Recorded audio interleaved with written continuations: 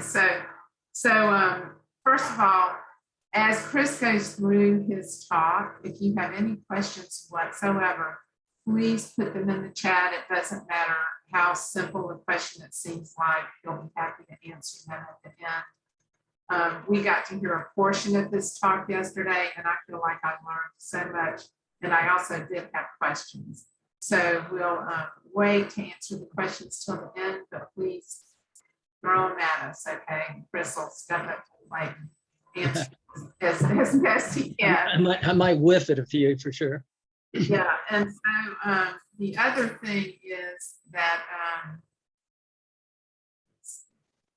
the other thing I want to say is Chris has had a cough. Luckily, he didn't cancel the presentation because of the cough. And so just bear with him. He may have to slip a cough drop in his mouth or take a sip of water. And but I would like to go ahead and introduce Chris. We really appreciate Chris doing this talk today. There's such a wonderful relationship between plants and birds bring so much delight into our lives, and our gardens are such a powerful tool to help support birds. And Chris is really gonna let us know how to do that. So Chris moved here from South Carolina, and he spent 14 years with Head-Lee Nursery in Seneca, South Carolina, before he even came here. 5 years at Longwood Gardens in Kennett Square, Pennsylvania, which, if y'all aren't familiar with that garden, I have never been able to visit it personally, but the pictures I've seen, absolutely exquisite garden. And 2 years at the Atlanta Botanical Garden. Chris is an avid home gardener. He's a bird watcher. He loves to travel with his family to see cultivated gardens and explore the untrampled wilderness. So, Chris, turning it over to you. Thanks so much. Yes, good morning, everybody. And thank you, Ruth, for that introduction. And I'm grateful for everybody who's joining today, and welcome you. And big thank you to my coworkers, Ruth and Joy. They've been tremendous help. When technology has presented challenges, they've met them. Thank you to Reems Creek Nursery and to my wife. If not for my wife Kathy's help, I gave her some script, and we had some old images, slides, but she helped pull it all together, and she absolutely pulled this PowerPoint presentation together. So thank you, Kathy. So our talk, A Songbird in the Garden. I almost forgot. Speaking of my wife, Kathy, she wrote a little ditty, and it goes like this. I'm not going to beat around the bush. Our talk this morning is for the birds. Ooh, that gives me goosebumps. So stick with me as we take a bird's eye view of what it takes to get your ducks in a row so you can attract birds of many a feather, maybe just wing it in designing a garden for the birds. Very clever. Kathy, if you're out there, I think you are. Kudos. A quick note about this slide. I chose this shot of a male bluebird to be the cover photo for my talk because it captures the beauty of this much beloved songbird, as well as that of the native flowering redbud tree. And what a perfect choice the bluebird is for showcasing an example where people can be an absolutely positive influence on the prospects for birds.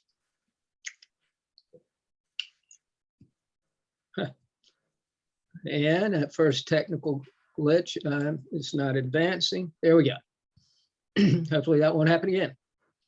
Between the 1920s and 70s, suburban developments grew, as did industrial agriculture, negatively impacting bluebird habitat to the point that bluebirds were considered a threatened species. I know as a young man, I heard of bluebirds. It was like a Walt Disney thing, but I never saw one.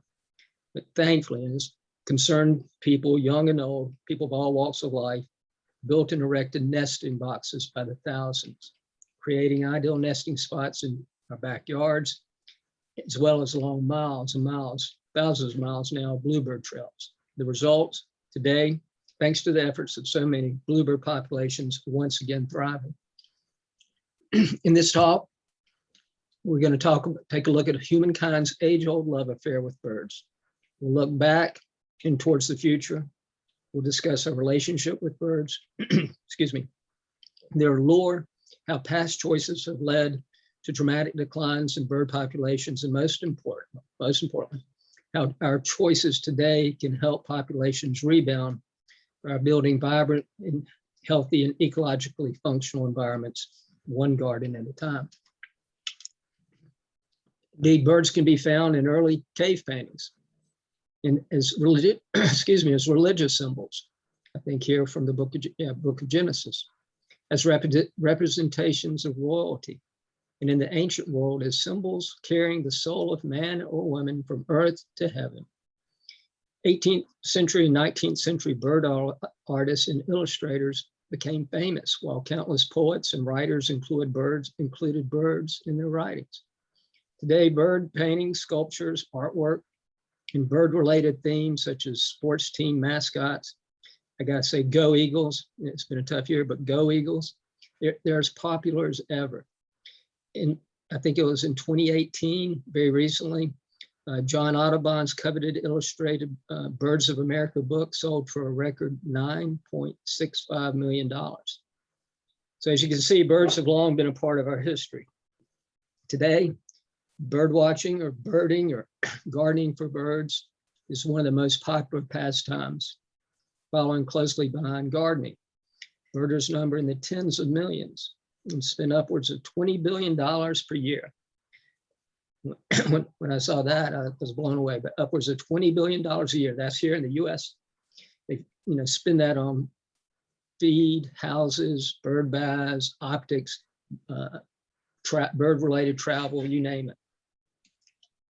So what's the lure? Well, there are practical reasons.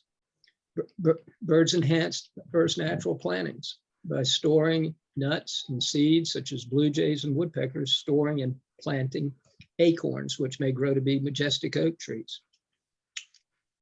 That's a wonderful shot of a red-headed woodpecker with those two acorns. Birds pollinate our wildflowers. Hummingbirds in their search for nectar deep within tubular flowers, and hummingbirds are so well adapted to those long, deep tubular flowers because they have that long, long tongue. They help fertilize plants by transferring pollen from one flower to another. Birds control rodent populations, such as this American kestrel feeding on a vole. And we all know the damage a vole can do in the garden.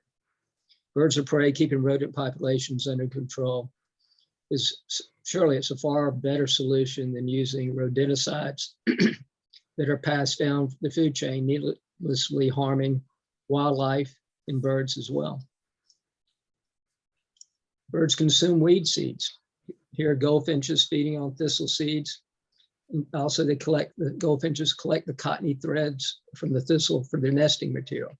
And certainly a weed is subjective, it's in the eye of the beholder, but birds are very advantageous indeed for the consumption of weed seeds, as well as nuisance insects.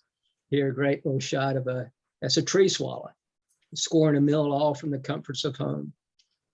You might have noticed the tree swallow shot. You see the tree swallow head out of a nesting box. The previous one, a kestrel, was in the nesting box.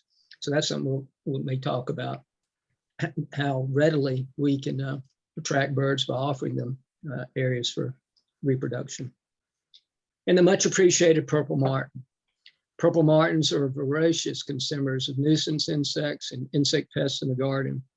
They are for many years engaged in a mutually beneficial relationship with humans. Not only that, their aerial talents are truly a joy to observe. We don't have a martin house where we live, and not everybody can have one because there are things we need. We need to be near a little body of water, such as a pond. We need a lot of open space for them to sweep around in their search for insects. But not only are their aerial talents a joy to observe, they have a melodious chatter in a song. They're really quite a pleasure to the ear. sort of sad to say that for quite a long time now, martins have been dependent upon human supplied nesting cavities for reproduction, whether it be birdhouse gourds or prefabricated condominiums. They provide for communal living and are easy to maintain, allowing a healthy purple martin colony to thrive in the garden. But I think that it's as sad to me as it is that they rely on us. The beauty is that we've been there for them. So yes, practically speaking, birds enhance natural plantings, they pollinate flowers, consume weed seeds, control rodent populations, consume insect pests. And forgive me, I've been sucking away on my cough drop. And now I'm at the end of my cough drop, so it's crunch time. I'm gonna get a drink of water. So those were some practical reasons. Well, what is it that truly attracts us to birds? Well, as you might imagine, there are any number of reasons. How about curiosity? Here, a shot of the children searching within the brambles to see perhaps what was it that was flitting around in there. Reminds me as a young kid out birding, bird watching. I had a similar experience. I was chasing a bird that was in the low brush.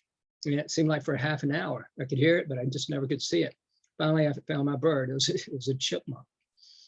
But that was a positive experience as well. And here, again, reminding you when you were a kid, seeing an unusual bowl-shaped structure made of twigs to peek in and see the beauty of a robin's eggs and the beauty of the color. Of course, the exquisite beauty of birds attract us, the color of birds. And I'm going to share a story. I remember as a young man, entering college, didn't know what I wanted to major in.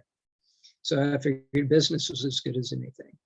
Come my sophomore year, came to realize what some call economics, the dismal science. So I dropped out, moved back home, began tinkering in the garden. I believe it was the beauty, the color, the beauty of the flowers that attracted me more than anything. One day I was saddened to discover lying dead on the patio, a calico colored bird that had collided with a large picture window. I was, of course, curious as to what this bird was. And so I remember seeing a field guide of the birds on my parents' shelf. I got that out, and within those pages, I discovered that which I cradled in my hand. In full disclosure, the image here, cradled in the hand, is a closely related bird to our native rufous-sided towhee. That's a Western species, the one in the hand called a spotted towhee. What had been cradled in my hand was this beautiful, beautiful bird, rufous-sided towhee, every bit as lovely as any flower in the garden. So I was hooked. At that moment, I was hooked. I picked up a decent pair of binoculars to go along with that old dusty field guide. And by the way, I recommend, if you don't already have it, best quality binoculars you can get really will enhance a birding experience. Over the course of 1 year, in a 1/2 acre lot in Clemson, South Carolina, I counted over 120 species of birds, in birds I'd never heard of, one of which was a warbler. I mean, what's a warbler? Just to show you a few of the warblers I saw in the course of that year, reading from left to right, the chestnut sided warbler. Well, you can see it, the black and white warbler, yellow-throated, American redstart, magnolia warbler, palm warbler, black-throated blue, blackburnian, yellow-rumped, northern parula, and the yellow warbler. Just exquisite little birds. Now, how about just a sheer admiration for birds? Cedar waxwings, I call them selfless nomads.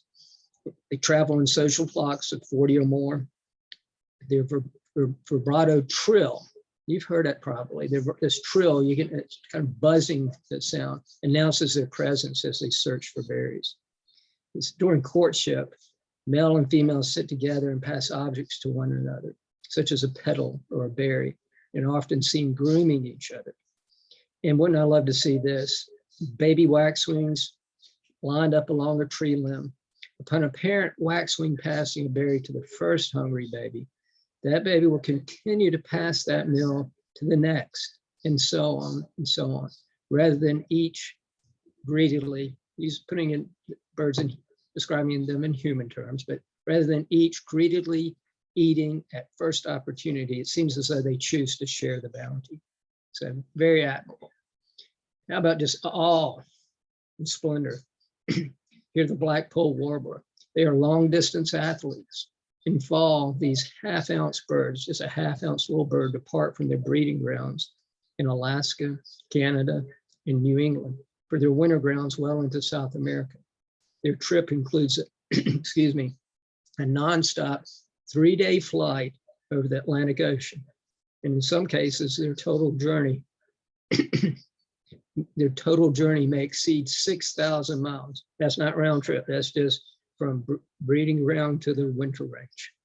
That is awesome. And how about sheer wonderment of birds? And a little sip of water. Wonderment at how the same hummingbird migrates back from Central America to my garden year after year after year. That these bejeweled acrobats can fly up to 30 miles an hour and dive at 60. These Lilliputians of the bird world, weighing in at about the weight of a penny, they both, as you know, hover in midair. And unlike other birds, they can fly backwards. Hummingbird wing beats reach up to 70 per second. That's not in a minute. Their wing beats up to 70 beats per second. And their heart can race up to 1,200 times per minute. As you know, we can readily attract hummingbirds to sugar water. Some will consume half their weight in a day. This can be a particularly important resource when hummers begin fueling up before their lengthy late summer fall migration. And I mentioned earlier about keeping feeders clean. That's critical across the board, but hummingbird feeders as well. You know, 3 times a week, clean those feeders. Fascination. I remember this as a kid. See a child staring at a peacock feather that's staring right back. Or share excitement. while peregrines, I should say, not a songbird, and we're not limiting our discussion to songbird, and a songbird, a peregrine falcon is not. But what it is the fastest animal in the world, reaching speeds up to 240 miles an hour. That when it dives or stoops for prey. And the antics, some animations we sometimes see in birds. Here, looks like Papa Robin encouraging his fledgling to fledge, or a house sparrow seems to have just had enough. In bird songs and calls, I have what is sometimes described as a tin ear. I don't readily recognize birds by their calls. Get a cough drop. But I certainly thoroughly enjoy the beauty of their songs and their calls. And just to share a few, and this was where perhaps it'll get funny. I thought we might have some audio. Didn't turn out that way. Here's a shot of a common yellowthroat, both an adult and a juvie. And their call goes something like, well, as you see, witchity, witchity, witchity. I did that pretty good, but it's going to get more challenging, I'm afraid. I'm not going to attempt this one. Or a hummingbird. Now, hummingbirds actually do have a song. I've not heard it, but I've certainly heard a twitter and a chirp, or the fast warring sounds of their wings as they speed around through the garden. I trust you recognize the northern flicker. That's the golden shafted form or yellow shafted form. Their call is something along the lines of, I'll give it a try. Wicka, wicka, wicka. I apologize, I'm laughing at myself. And here's a great example of that fun little word we learned back in school, onomatopoeia. This is a bird named after the sound it makes. A chickadee, and of course, you know it's called chickadee, dee, dee, dee, dee, dee, dee. One of my favorite birds, the inquisitive little Carolina wren. here in this image flanked by a winter wren and a house wren. Carolina wren is described as having a call that goes along the lines of tea kettle, tea kettle, tea kettle. To me, it sounds like cheeseburger, cheeseburger, cheeseburger. Or the sound of lament of a mourning dove with that soft coo, coo, coo. Did that okay, didn't I? Hope so. And back to my dear friend, the rufous-sided towhee. And here's his mate, the female rufous-sided towhee. Every bit as beautiful. Make their call, and probably one you've heard, drink your tea or drink your tea.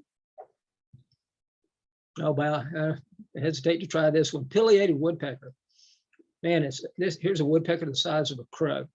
And while the ivory-billed woodpecker hasn't survived, is now extinct, the similar pileated woodpecker has well adapted to our urban and suburban, more so our suburban areas. They do, by the way, depend on large trees, older trees that will have cavities for nesting. And also there's large older trees that will often play host to carpenter ants. And carpenter ants is a primary food source for raising their young. And they have they drum on trees. They have a call as well. I'll give it a try. Something like, whoop, whoop, whoop, whoop. I apologize.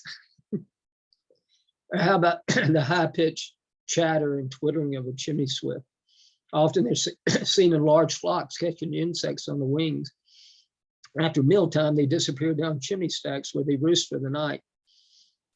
And I shared a little bit of information, looked up chimney swifts' dependence on human structures as night roost is a relatively recent phenomenon. Researchers believe that birds adapted over the last few centuries to nest and roost in chimneys rather than natural roosting sites like caves and hollow trees.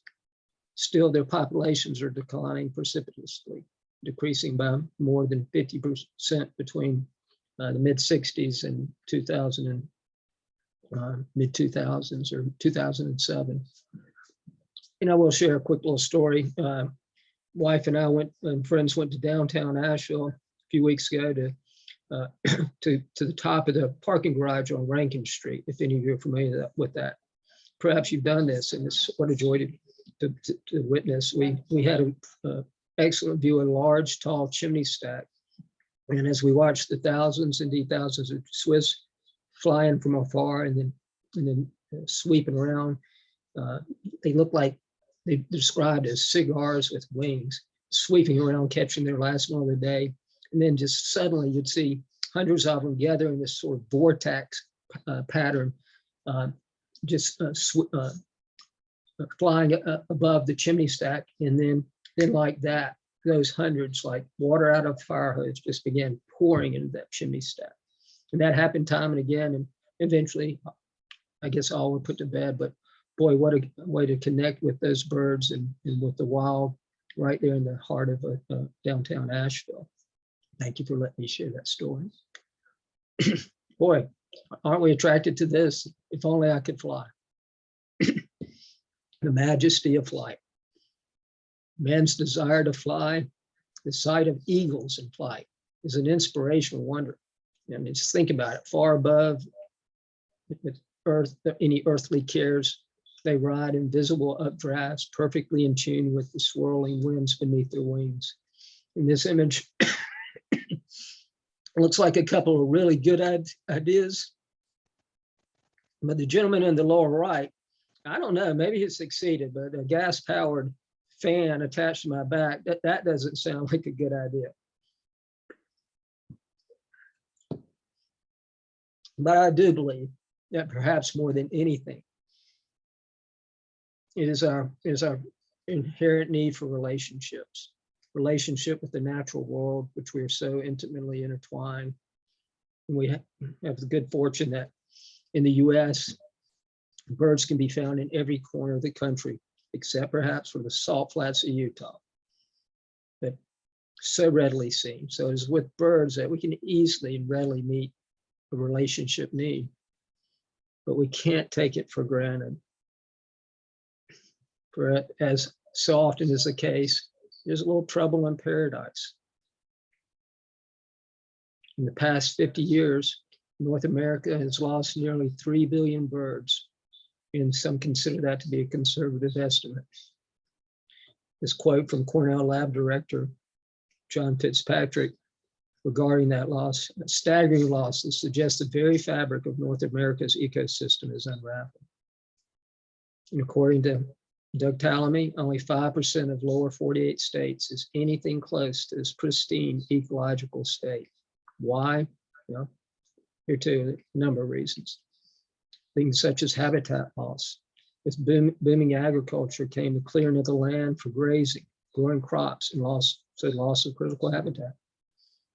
Air pollution directly harms birds' respiratory systems. It indirectly harms their food source. Water pollution. This picture tells it all. In the Gulf of Mexico, the Deepwater Horizon oil spill, British Petroleum, back in 2008, something like that, was responsible for the death of between 600 and 800,000 birds. And we remember that, perhaps you remember before that, the big one in the news, the Exxon Valdez. But this is going on again right now as we speak off the coast of California. Just tragic. Light pollution.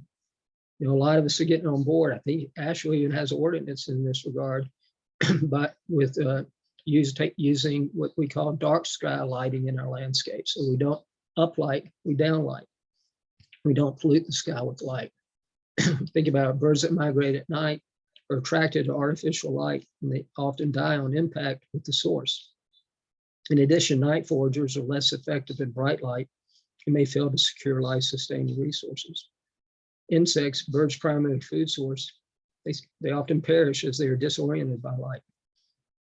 They waste precious energy flying in circles around that light, resulting in exhaustion, dehydration, disruption of their mating and reproduction cycle. And window collisions. I imagine we've all, as I alluded to earlier in the talk, we've all had a bird die on a window. Birds, you probably know the issue, birds, excuse me. In that window, birds often see reflections of, well, other birds, the trees, the sky, and sadly, they unwittingly fly into the windows, resulting in injury or death. More often than not, they do survive, but we lose every year untold millions of birds to window collisions. And as this image shows, we can help reduce the likelihood of that by placing decals, for instance, on the outside of our windows. And the closer we space them to each other, the better.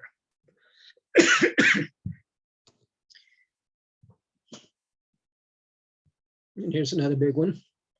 The introduction of exotic predators and competitors. It's estimated that introduced predators and competitors, including outdoor feral and domestic cats. I'm not preaching, I'm just sharing. But we certainly had our kitties that have been outside and sadly taken a bird or two at times. They kill over 2 billion birds annually. In addition, the introduction of invasive exotic plants, well, these plants, such as kudzu, they fail to support the native fauna, thereby failing to provide the necessary resources to support bird life. Not a very pretty image, but more so in our past, but we at times hunted indiscriminately, whether it be for food, plumage, or trophy, or eggs. Here's a serious issue that's poisoned our water and our soil, but lead shot, indeed, responsible for that poisoning has resulted in the deaths of millions of birds and other wildlife. Fortunately, beginning in the 70s, hunters either voluntarily or by mandate began to shift from the toxic lead shot to still shot, thus greatly reducing lead poisoning. I want to say that by far most sportsmen and women are responsible hunters. They often contribute to conservation and have an appreciation and love for nature. Barren Landscapes. You think we've all seen this neighborhood. Author Doug Tallamy warns that continuing to design landscapes that destroy ecosystem services is not an option. And here's something to think about. with more than 40 million acres in residential turf grass nationwide, were we to cut that real estate in half, we'd realize a gain of more than 20 million acres. Imagine the wildlife we could support with that. So minimize our lawns, folks. Of course, the overuse of pesticides. Pesticides have their place, but they have and may continue to spell trouble for wildlife. Remember DDT. Populations of bald eagles and ospreys and other birds crashed when the DDT caused the thinning of their eggs and the death of the embryos. Thankfully, DDT has long since banned. But today, imidacloprid and other members, this is just one example, imidacloprid and other members of the family of insecticides called neonicotinoids were responsible for declines in both bee and songbird populations. Neonic chemicals, they're similar to nicotine. They suppress the avian appetites and the birds become lethargic. And often their migration is delayed and reducing their chances of breeding and even chances of survivability. And I hope I'm the cough drop in my mouth's not muddling my voice. I'm happy to say, and here, by the way, is our intrepid leader, Susan Penland Revis. I'm happy to say here at Reems Creek Nursery, we do not use any neonic insecticides on any plants at our garden center or at our farm. We support the birds and the bees. A big one, of course, climate change. Today, climate change is having an immeasurable impact on all life on this fragile planet. Toxic fires, extreme weather, and temperatures are significantly altering breeding territories, food availability, migratory patterns. Vulnerable birds will lose much of their current range as they are forced to search for suitable habitat and climate conditions elsewhere. But such habitats and other resources may be insufficient or unsuitable for their needs.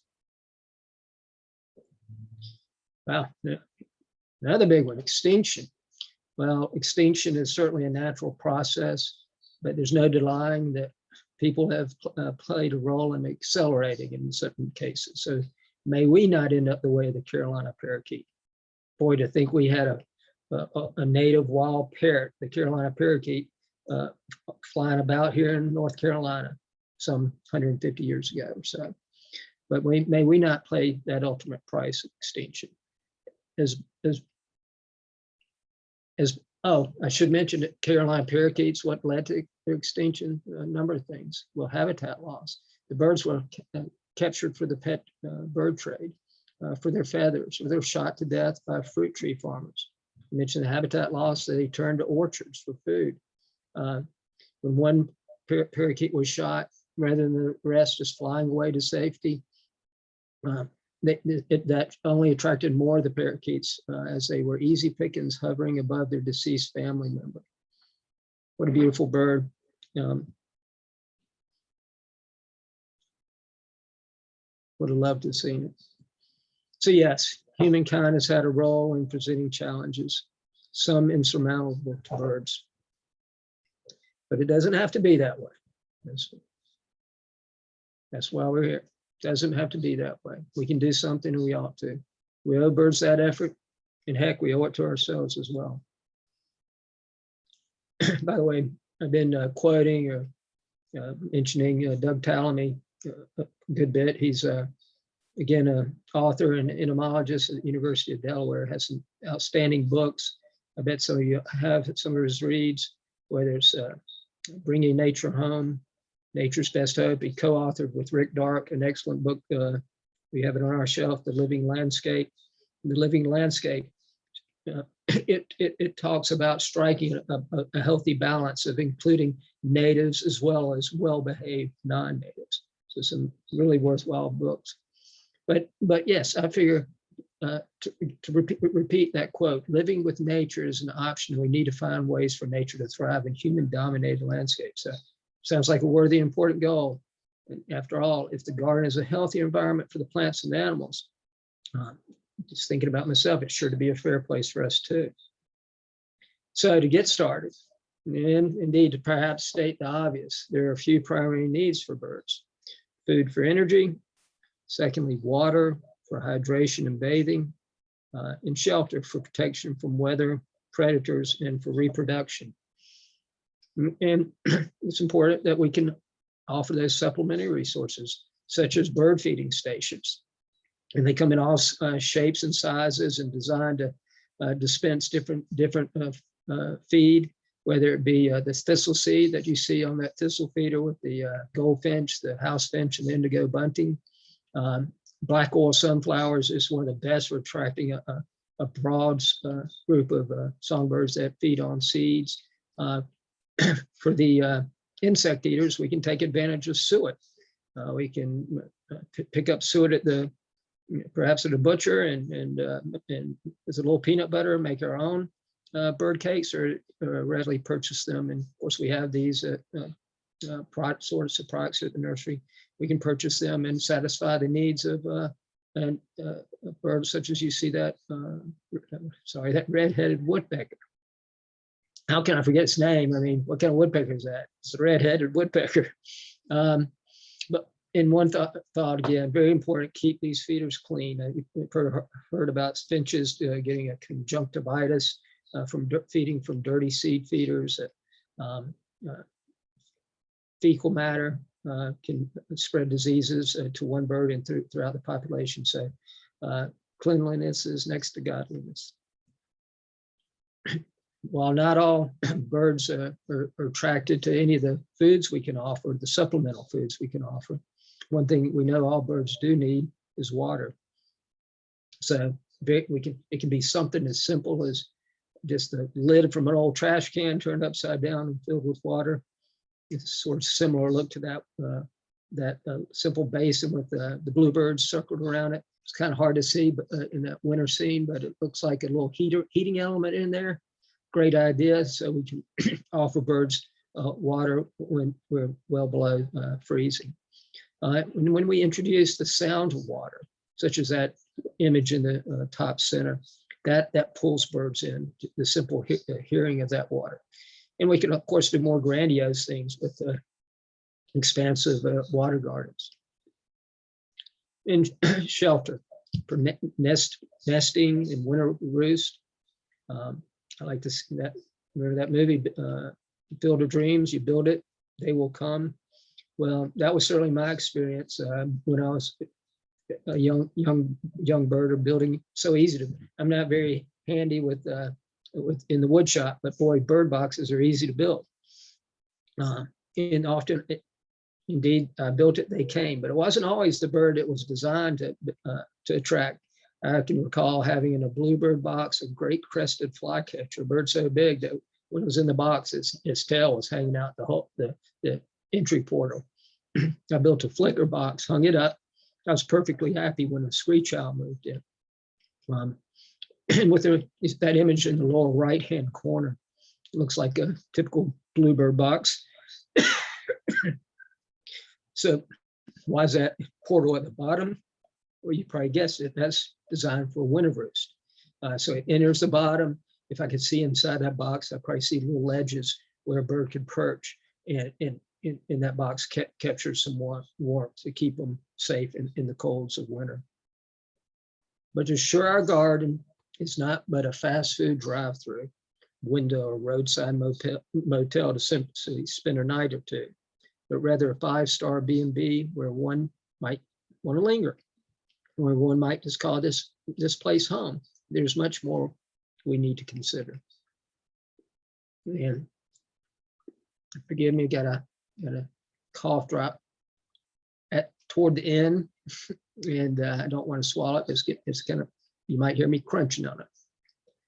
There's much more we need to consider, and not the least of which is that nearly all songbirds, something in the territory of 96%, rear their young on insects, not on seeds, not on berries, but insects. And more specifically, most birds rear their young on caterpillars. Indeed, caterpillars, I think, are the answer. And I'll give an example. A chickadee needs to find between 6,000 and 9,000 caterpillars to bring an average clutch of chicks to maturity. So if I want chickadees nesting in my yard, I need to be attracting these insects, these native Lepidoptera, butterfly and moth to my garden. And why are caterpillars the answer? Well, they're large, they're soft, they're high in protein, and young birds here need protein because caterpillars have a low percent of that highly indigestible chitin, like you would find on the exoskeleton of like you'd find on a beetle. I mean, birds will take beetles, but far and away, the caterpillars is what they're looking for. And also, caterpillars are the best source of carotenoids. Why carotenoids, you ask? Well, for a whole host of reasons, including immunity, virility, vitality, and vision. So we should be eating our carrots. Is with caterpillars, when you think about it, with caterpillars, songbirds feed their nesting. They're feeding their nestlings herbivorous insects that have captured the energy stored by plants that captured the energy from the sun.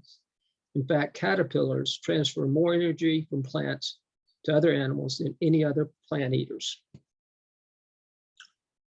Of course, when I have caterpillars in the garden, I'm going to be enjoying the wing beauty, perhaps, of the ultimate adult of that, the moth and butterflies flitting through the garden, or the wing beauty of the birds that fed on those caterpillars.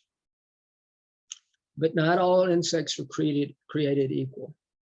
Our native insects share little or no evolutionary history with non-native plants, and thus are unlikely to possess the adaptations required for using these non-native plants as nutritional hosts. Our native birds and native plants were made for each other thanks to millions of years of evolution. So go native, include keystone plants in your garden to transform it into that 5-star B&B I mentioned earlier. So what are keystone plants? I introduced a new term. What are keystone plants? According to the National Wildlife Federation, we have a website up here. It's a really good website where you can put in your zip code and it will share with you some of the top species for attracting and supporting caterpillars and for supporting wildlife. Keystone species, according to the National Wildlife Federation, they're the key to stickness. I'm choking on a cough drop.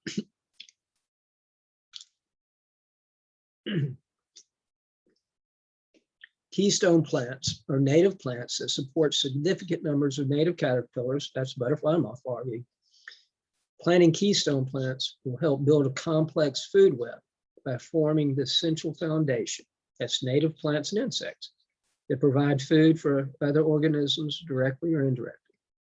So for that reason, it's critical to not only include an abundance of native plants, and that would include cultivars of native plants, which we sometimes call nativars. If you have questions about cultivars or anything, again, you can pop it in a chat box and we can address that at the end of the talk. So yeah, they're critical not only to include the native plants and cultivars in our garden designs, but also to lean more heavily on these plants considered to be keystone plants. And again, at that National Wildlife Federation website, you can find the plants, the native plants that are indeed considered the keystones. And here are just some examples. When it comes to trees, the oak is head and shoulders above the rest. And it supports anywhere from, I see numbers anywhere from 450 to 550 species of caterpillars in our neck of the woods, in our area. Now, a plant such as our native cherry, according to this, 362 species. The native cherry, not black cherry, is in this case not a plant you get likely going to run out to a nursery and purchase.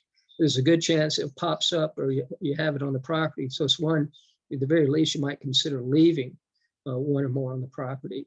And yeah, it's also that tree that attracts eastern tent caterpillars. Doesn't look very pretty in the springtime. and the tent caterpillars all over it. But those caterpillars do next to no harm to the tree, but yes, an important source of food to birds, such as our native cuckoos, yellow-billed or black-billed. In the image in the upper right, a birch tree, birch is what, about just south of 300 caterpillar species they support. And with that flaky bark, you might guess insects will hide in there. Who's going to find those insects? Often, yeah, birds will, and they'll score a meal. Example of keystone plants in that shrub category. It's not just the berries. Of course, the birds are going to love the berries just as you and I would in this case of the blueberries or the service berries. But more importantly, it's the insects that are attracted to the foliage of those plants. So alder, a lovely plant in the top center. Not again, a plant perhaps not going to search out for or look for in a nursery, but one particularly if you have a wet area, a little pond, you might find growing.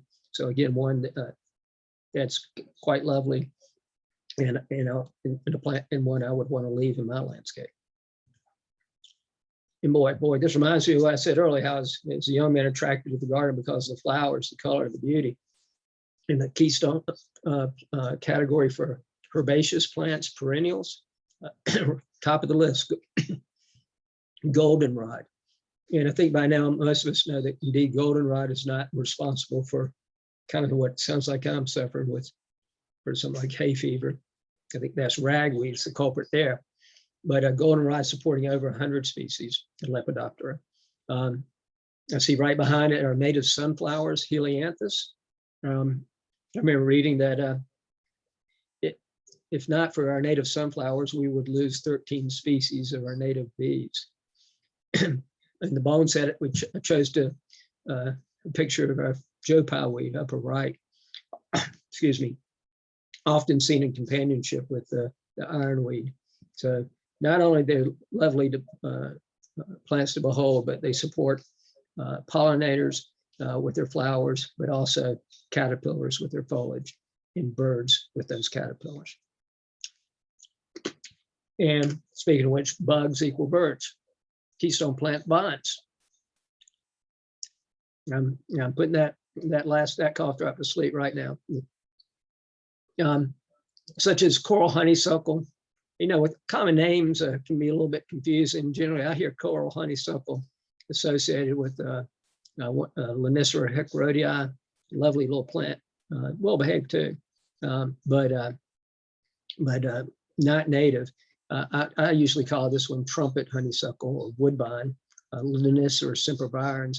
Here it's supporting over 30 species of caterpillars, and you know all about how the hummingbirds can take advantage of the nectar deep within those flowers, whereas many other pollinators or insects would have a hard time reaching it. I also want to mention, so since I'm talking about honeysuckle, by no means am I suggesting using the Japanese honeysuckle, that one that's so rampant in our area, covering the floor of our woods. Boy, it's lovely when it's in bloom for that fragrance, but it's a real pest. Keystone species, examples of grasses. Boy, at this point, I don't see any need for me to use any grasses in my garden except for the native grasses, such as you're seeing it right now all over the area. Pink muley, the one in the lower right corner, most lovely. But kingpin for this keystone plants would be switchgrass or panicum. Grasses, as I think I'm going to mention in a little bit, they're good for supplying a late season food source to birds.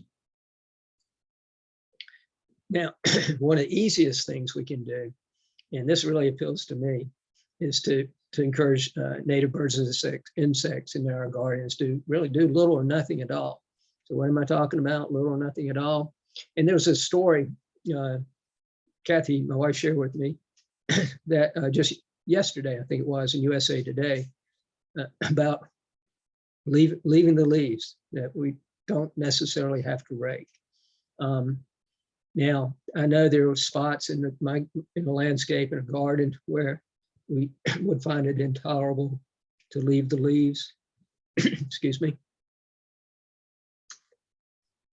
But maybe rather than packing them up in bags and having a truck show up and haul them off, we could just move those leaves, shift them in our garden from this spot, from this lawn, this small lawn perhaps, or this patio, to underneath the big oak tree, because it's within leaves that insects overwinter, where insects often complete their development.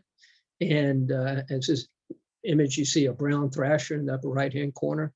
Who hasn't seen a brown thrasher? Well, thrashing within the leaves, looking for insects. Same goes for my little buddy, the rufous-sided towhee. And by the way, when we choose to leave the sorry, the leaf litter beneath the oak tree, for instance, or maple tree, or we transfer it and we mulch beneath that tree with that leaf litter, we're creating what some have called a soft landing. So what am I talking about? Well, a lot of the insects that are within the leaves, they started development up in the canopy of a tree. An adult laid an egg hatch, larvae feeds on leaves, pupates, and then that pupa drops into the ground. And hopefully nice, it would be quite nice. It would be quite nice if it dropped into that soft landing within the leaf litter, as opposed to landing on a patio. Hope that makes sense. Something else we can do but to attract wildlife by doing very little. Rather than my going to the effort of collecting the twigs and limbs and branches and carrying them to the street, or by hauling them off, I'll just simply create a brush pile. And I know my city lot in Asheville, sometimes, for instance, are very small and space is limited. But if we can find a corner to build a brush pile, it's an ideal place where it offers protection for birds such as a winter wren, or junco, or maybe a bunny rabbit.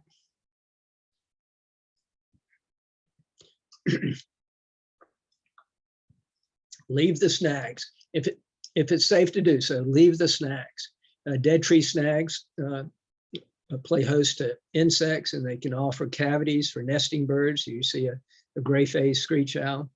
When I was a young man, we had a light pole, like a telephone pole, in the backyard. And this was back in the 60s. And it was not treated with any kind of creosote, anything to preserve it. So it would decay, and we had a red-headed woodpecker in it. And what a joy that was to see on an annual basis. But years following, and including today, so woodpecker I don't see nearly as often. They've lost places to nest. But tree snag might serve that purpose. It's also a great place for a bird to perch, as you see the image of an owl, a bird of prey, to survey the land to see if he might or she might find a prey. I'll tell a little story. Local area, Buncombe area, horticulturist extraordinaire Tom Rainey. He gave us a talk at Speaking of Gardening, a symposium held each year in August. This was just a few years ago. He shared with us a walk through his garden, he and his family's garden. One of the coolest things that he shared with us was he had a tree snag up at the top of the garden, but it wasn't natural. He went elsewhere, paid for, I don't remember, but he found a large tree snag. How he got it there, he might have helicoptered it in. I don't remember, but it took great effort on his part to bring just a dead old tree snag on his property. And speaking with him recently, a month ago, I apologize. he shared with me that indeed, often they get to enjoy watching birds perched on that snag, surveying his garden, or searching for insects within the crevices of that decaying wood. I'm going to have another cough drop. Now, speaking of gardening, and I do encourage you to look that one up, that symposium. That's a really world-class symposium held every August here in Ashland. Speaking of gardening, historically, our homes began with the clearing of land, building of the house, ringing that house, its foundation with shrubs, usually non-native ones like Asian azaleas or hollies, rolling out an expansive lawn, all too often the recipient of untold amounts of pesticides, to keep it looking just so. And then dotting that lawn with a tree or two. If we're lucky, maybe plant a maple or an oak, or birch, but all too often it seems like it's a choice, something along the lines of a Bradford pear. You probably know that story. The Bradford pear is an invasive exotic with unpalatable fruit and vegetation that supports, if I recall, I think one caterpillar species. There are bugs equal birds. One, we can do so much better. We can do 550 with the tree, not better than one. So what's it going to take to get our ducks in a row to design a garden for songbirds? I'm just going to share a little tip that I've shared with folks in the past. So maybe it's obvious, maybe it's not. Outside in, I'll call it. So yeah, our goal as advertised is to lure birds into the garden, but in this example, a vacuous, sterile landscape, lawn with no cover to offer any protection, a bird might dart in for a quick visit to a sunflower feeder, only to dart out just as quickly as it came. But should we landscape from the outside in, that is from the periphery of our property, with trees and shrubs right up and forbs right up to the patio, to the window, to the front door, birds are comforted by that protection. They'll enter the garden, they'll explore, they'll linger longer, and they may even call your garden home. Another little tip, we're going to call it head, shoulders, knees, and toes. We want to plant for head, shoulders, knees, and toes. Or I often use the room analogy. When you consider room, perhaps the room you're sitting in right now. It has what? Has ceiling, has walls, has a floor. The room needs them all. Same holds true in the garden. Together, the upper canopy and subcanopy trees are going to represent our garden ceiling. Our canopy trees, the ceiling again, are favorite haunts. They're hunting for caterpillars, but favorite haunts of songbirds such as yellow-billed cuckoo. By the way, a bird, when I was an adult when I learned we actually have cuckoos flying around here. I thought it was just on some stalks of cereal, maybe over in Europe. But yeah, our yellow-billed cuckoo, black-billed cuckoo as well. Tanagers, here's scarlet tanager. I certainly could look and see what a summer tanager as well. Vireos and orioles. The upper canopy is represented by trees such as oaks, maples, poplars, gums, and birches. The subcanopy, I'm going to call that, sounds kind of silly, but I'm going to call a subcanopy our drop ceiling. Still on the ceiling, but it'll be the drop ceiling. It'll include dogwoods, redbuds, serviceberries, those native small flowering trees, or hawthorns, such as the winter king hawthorn. The cardinal and grosbeaks might be found there in that subcanopy. Now, continuing that room analogy, the understory or the shrub layer, we can use that to create our walls. And walls in the design, they may delineate one garden space from another, or one garden room from another. or define a property line. The garden walls, the understory shrub layer, made up of plants such as viburnum, ninebark, and chokeberry. It's like chokeberry. I'm not going to eat a chokeberry. Turns out a lot of birds agree, but it's there for some because some birds will turn to chokeberries. It's a valuable resource, that one called aronia. Other understory plants of merit include, well, the vines. Vines such as, again, our native honeysuckle, Lunicer sempervirens, native Carolina jessamine, and trumpet creeper. Yes, trumpet creeper can be a bit of a bully. It's an aggressive native, but again, it does play a good resource for birds. Not only have I seen hummingbirds feeding at a trumpet creeper vine, campsis is called, but I've also had the pleasure of seeing an oriole, in this case, an orchard oriole, hovering at the flower, feeding on the nectar. And ninebarks here pictured in the lower part of the frame, they're one of our favorite nesting shrub for many birds. The flowers of this plant, similar to spirea, it's in the rose family like spirea. The flowers are a valuable nectar source to many species of bees and wasps, flies, and butterflies.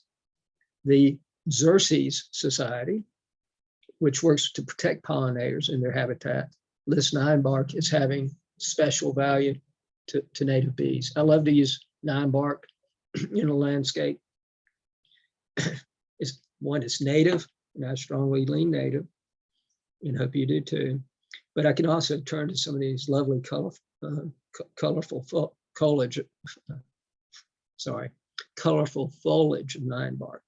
Now, I will share that when we use plants with that have those anthocyanin pigments in them, the pigments that turn those leaves colors of plum, red, what have you, burgundy, their anthocyanins are not as digestible to birds.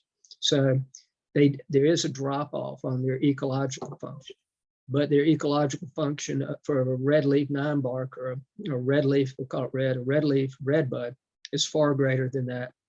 Well, let's say, not to pick on a ginkgo, but far better than a ginkgo, which, by the way, supports no caterpillars.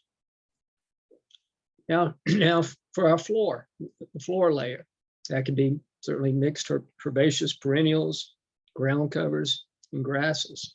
Now, this is where we might find sparrows, ovenbirds, towhees. Ovenbird, what a cool little warbler.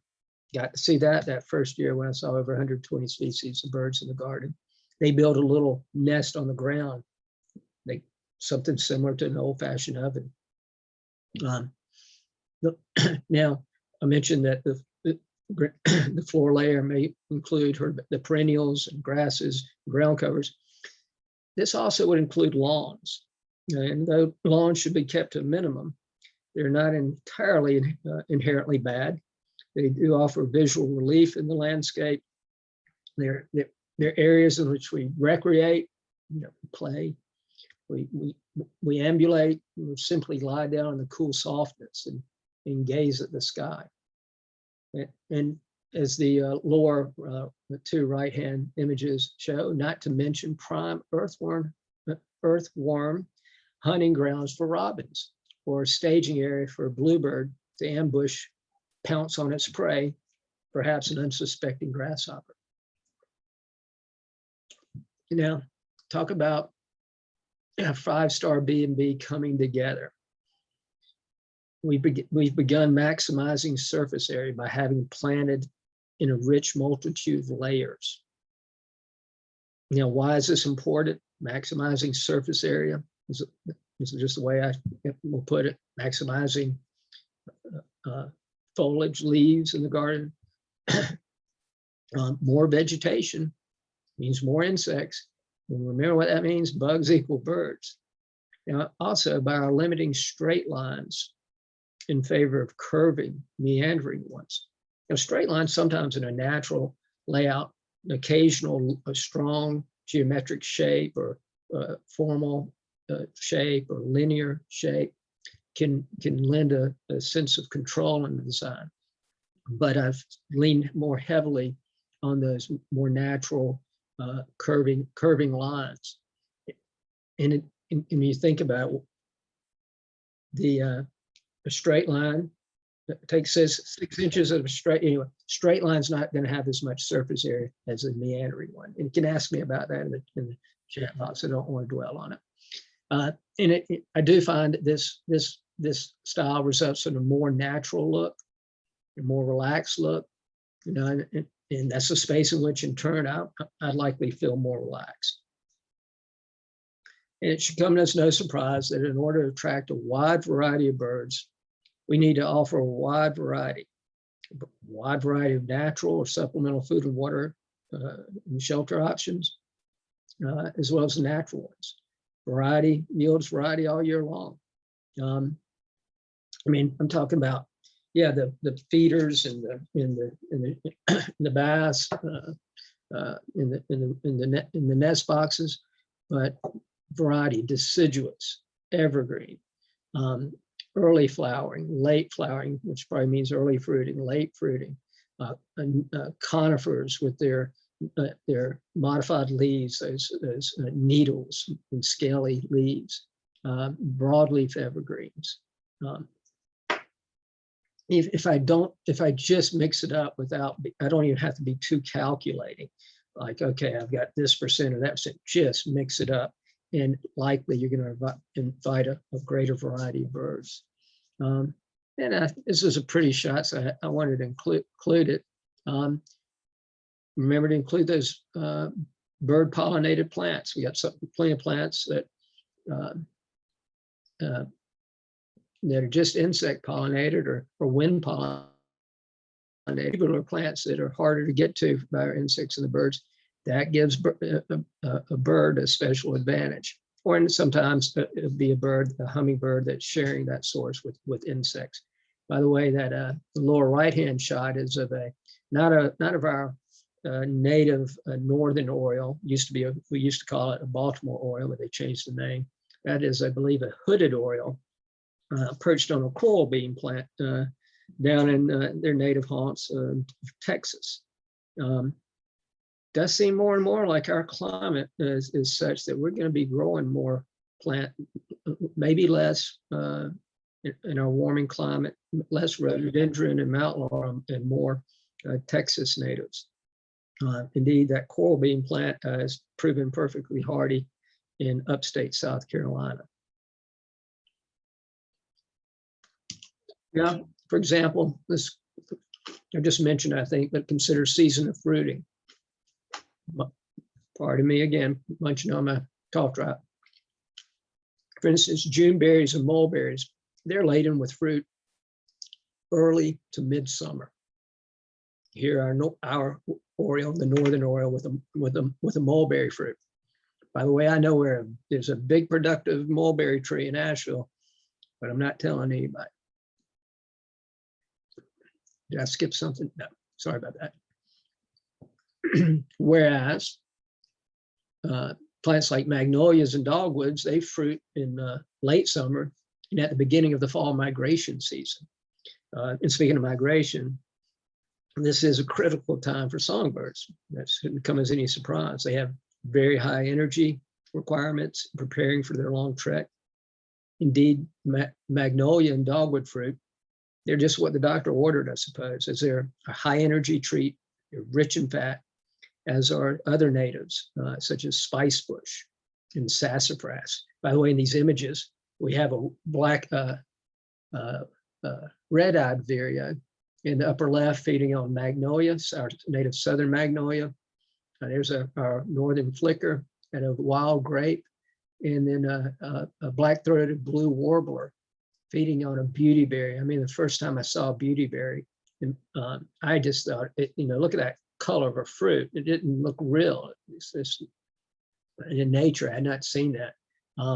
But our Native American beautyberry would be the choice.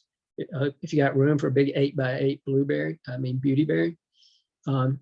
The fruit is edible to us, but too as well. But I'm just going to leave it for the birds. Oh, and I mentioned sassafras.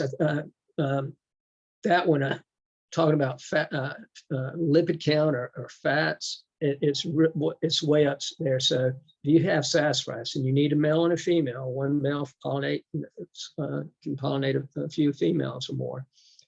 You get the fruit similar to the image here of that center lower image, that thrush about to have a high protein treat. But it would be a mistake to only include those fatty rich fruiting selections. Even though I know the birds, they love it, but it would be a mistake to only include those, as those birds will likely deplete the supply of those relish resources. So I suggest you include fruits of lower fat content, and that would include plants like holly, hawthorn, crabapple, and that will assure a late season supply of food should the birds need it. And often that fruit, the bonus is sometimes they don't eat it, and we get to enjoy the colorful fruit well into winter. But eventually, if it's lasted that long, it's often that like a flock of cedar waxwings or robins show up and just devour every bit of fruit, which would please me to no end. Here we see in the images a finch at a crabapple. In the lower right, cute little bird.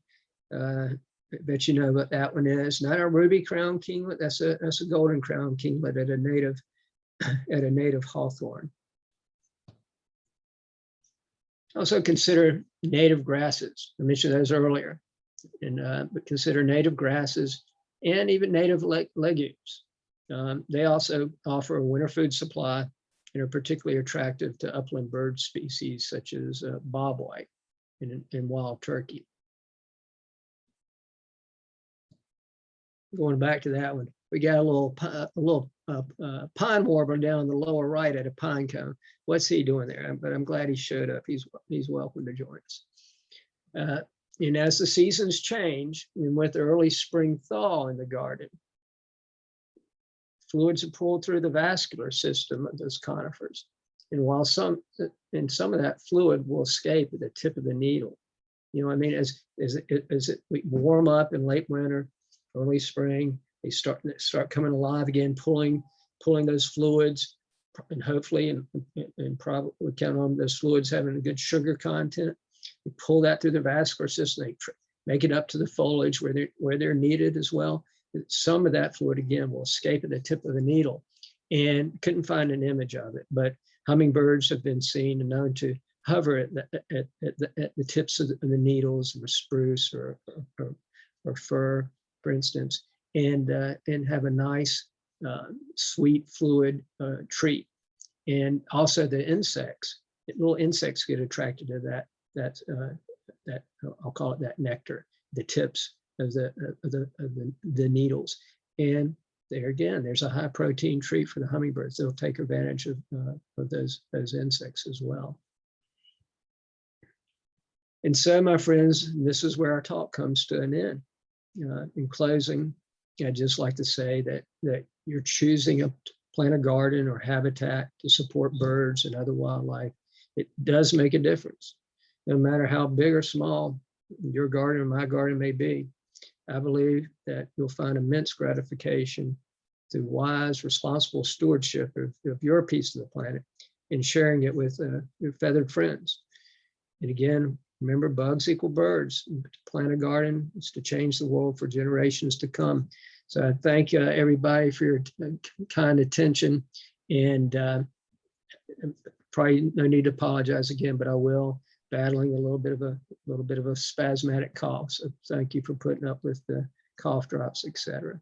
And thank you to my co-host, Ruth, if you're out there. Thank you, Chris. I am out here. Thank you. That was such a wonderful talk. We really, really appreciate it. And I know a few people came in late. We had a little bit of a technical glitch with our link. We apologize about that. And we will be sending out the entire presentation via email to all of you so that you can see the parts that you may have missed earlier. And I don't see any questions in the chat, but if there are any questions, I think you could just unmute yourself and go ahead and ask Chris directly.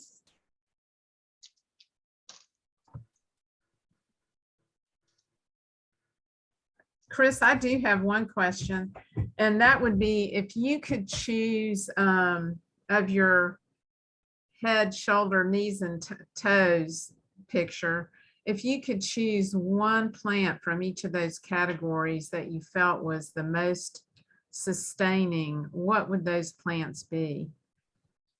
Well, Ruth, certainly for the head, I would choose an oak tree or oak trees, but limiting it to one, an oak, such as our native white oak. For the call it for the sub canopy, it might not support the most as far as the leaves, but the leaves do support the caterpillars, the bird food. But for the fruit and the four season beauty of our native dogwood would be my sub canopy. And the forbs are herbaceous. Oh no, I skipped over the walls. In the walls, boy, that is a tough one.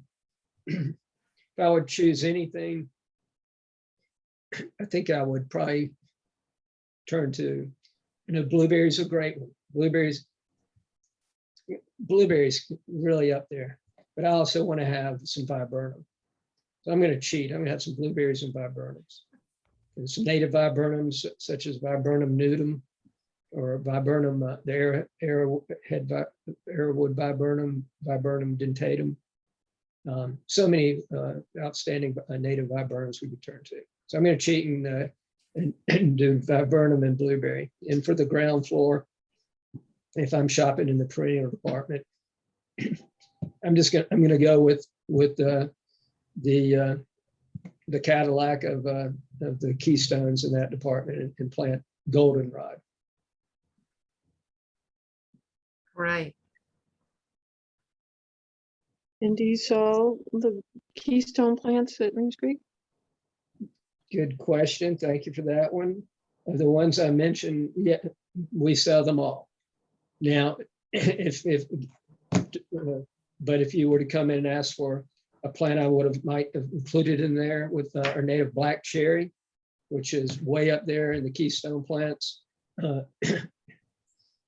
I enjoyed watching a family of bears feeding on those cherries way up in the tree this year. I love that tree, but we don't sell it, and it's not one you typically would find in a nursery. But the ones I mentioned, we do sell. So come on in.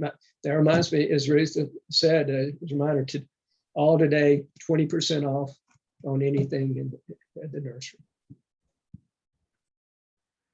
Well, again, Chris, thank you so much for this great presentation, and thanks to each of you for attending today. We really appreciate that. I see a little note from Kim, great information. Thanks so much for sharing your knowledge. So glad I was able to join. And we will be posting a link to the recording, and we hope to see all of you very soon, if not today. Please come in and visit, and thanks again. Thank you, everybody. Thank you. Bye. Bye-bye. Bye-bye.